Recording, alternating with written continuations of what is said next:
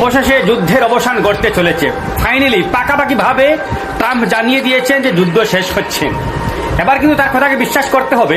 অতীতে তিনি যে সমস্ত কথা বলেছিলেন সে সমস্ত কথার সঙ্গে তার কাজের কোনো মিল ছিল না, আমরাও বিশ্বাস করিনি। এক এক সময় এক একটা কথা বলেছেন, কিন্তু এবার আমাদের বিশ্বাস করতে হবে এই কারণে, কেননা ইসরায়েলের সঙ্গে একটা দ্বন্দ্ব লেগেছে। আমেরিকার ভাইস প্রেসিডেন্ট জেড ভেন্স ইসরায়েলের প্রধানমন্ত্রী নেতানিয়াহুকে যাচ্ছেতা ভাষায় তিনি কথা বলেছেন। তিনি বলেছেন যে আপনি তো অনেক কিছু বলেছিলেন যুদ্ধের আগে যে এই লাভ হবে সেই লাভ হবে, কিছুই তো হলো না, আপনি যুদ্ধে জড়িয়ে দিলেন।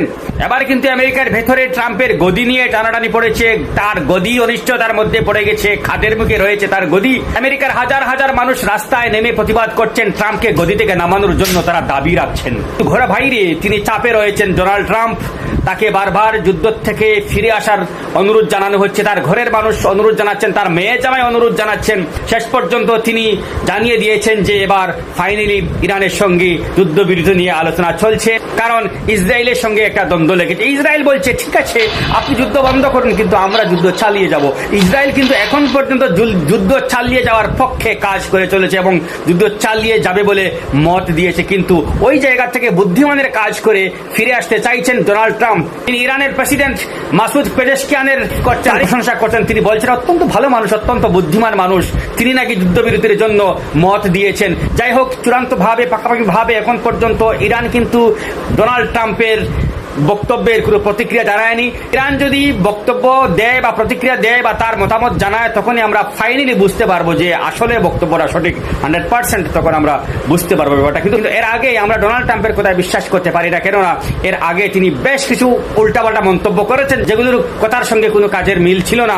তবে এবারও তিনি একটা সামান্য একটা ছোট্ট একটা মিথ্যা বলেছেন। তিনি বলছেন যে আমরা কিন্তু ইরানের রেজিম চেঞ্জ চাইনি, আমরা শাসনের পরিবর্তন চাইনি, শাসকের পরিবর্তন চাইনি। আমাদের উদ্দেশ্য ছিল যাতে ইরানকে পরমাণু বোমা থেকে বা পরমাণু সংক্রান্ত কার্যকলাপ থেকে বিরত রাখা যায়, সেই নিয়ে কাজ করা। কিন্তু আগে তিনি একথা বলেননি। আগে তিনি বলেছেন আমরা ইরানের রেজিম চেঞ্জ চাই, ইরানের শাসকের পরিবর্তন চাই, আমরা ইরানের যে সরকার রয়েছে সেটাকে আমরা ফেলে দিতে চাই, যে শাসন ব্যবস্থা রয়েছে সেটাকে আমরা ফেলে দিতে চাই।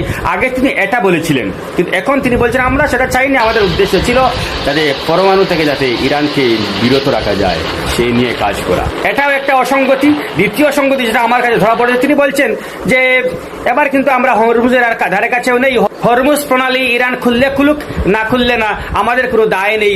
এখানে হরমুজ প্রণালীতে যে সমস্ত দেশের তৈলবাহী জাহাজ গ্যাস ইত্যাদি আটকে রয়েছে ওরা তারাই ছাড়িয়ে নিক, আমার কোনো দায়ভার আর নেই। কিন্তু আগে তিনি বলেছিলেন যে ইরানকে আমরা যে শর্ত দিয়েছি সেই শর্তের মধ্যে অন্যতম প্রধান শর্ত হচ্ছে যে হরমুজ প্রণালী ছাড়তে হবে, হরমুজ প্রণালীকে মুক্ত করতে হবে।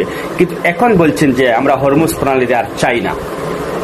যাই হোক, এখানেও আমার একটু এই ডাউট বাড়ছে যে শেষ পর্যন্ত কতটুকু তার কথা থাকবে বা মিল হবে বা সত্য বলে পরিণত হবে। এখন পর্যন্ত আমরা 70% তার কথাকে সত্য বলে ধরে নিতে পারি, যেহেতু তিনি বলেছেন যে আজকে বুধবার কিছু পরেই তিনি জাতির উদ্দেশ্যে বা বিশ্ববাসীর উদ্দেশ্যে তিনি বক্তব্য দিবেন, সেখানেই পরিষ্কার হয়ে যাবে ব্যাপারটা। এবং ইসরায়েলের সঙ্গে একটা দ্বন্দ্ব মনোমালিন্য লেগেছে, যার কারণে আমরা বুঝতে পারছি যে এবার তিনি হয়তো সত্য বলছেন। তবে আমরা 100% নিশ্চিত হব তার বক্তব্যে যখন আমরা ইরানের কোনো প্রতিক্রিয়া পাবো।